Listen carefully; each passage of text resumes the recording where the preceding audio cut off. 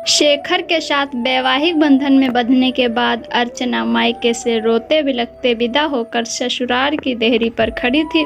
कभी घूंघट की ओट से शेखर को देखती तो कभी दरवाजे के अंदर देखने की कोशिश कर रही थी।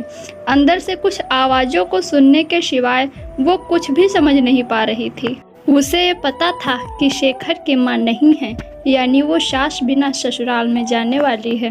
काफ़ी देर के बाद भी कोई गृह प्रवेश के लिए नहीं आया तो उसने अपने शेखर की तरफ आशा भरी नज़रों से देखा, क्योंकि वो खुद भी काफ़ी थकान महसूस कर रही थी।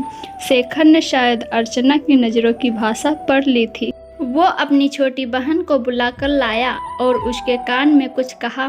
थोड़ी देर में बहन कुछ औरतों को साथ लेकर आई और अर्चना का गृह प्रवेश करवाया।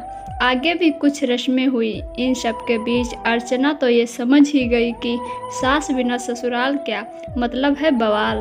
धीरे धीरे सारे रिश्तेदार चले गए। कोई अपनापन दिखाता तो कोई बेगानापन।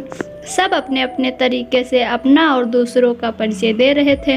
अर्चना कभी इनकी तो कभी उनकी बातें सुनकर परेशान सी हो रही थी, लेकिन धीरे धीरे ससुर पति और 2 छोटी नंदों के साथ अर्चना अपनी गृहस्थी की गाड़ी को रास्ते पर लाने का प्रयास करने लगी। पति का प्यार और ससुर का दुलार और छोटी ननद का स्नेह अर्चना को कब कल्हड़ लड़की से जिम्मेदारी गृहिणी बना दिया वो खुद भी नहीं समझ पा रही थी।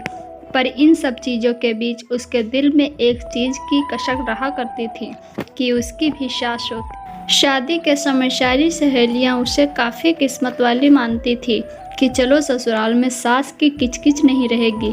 पर सच्चाई तो ये है कि जिस घर में सास ना हो उस घर में आने वाले सारे लोग सास ही बनने की कोशिश करते हैं।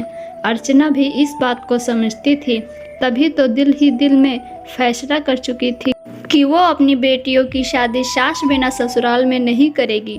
दोस्तों, कुछ रिश्ते नमक जैसे होते हैं। सास का भी रिश्ता कुछ इसी तरह का है। ससुराल का हर सुख बिना सास के फीका ही स्वाद देता है।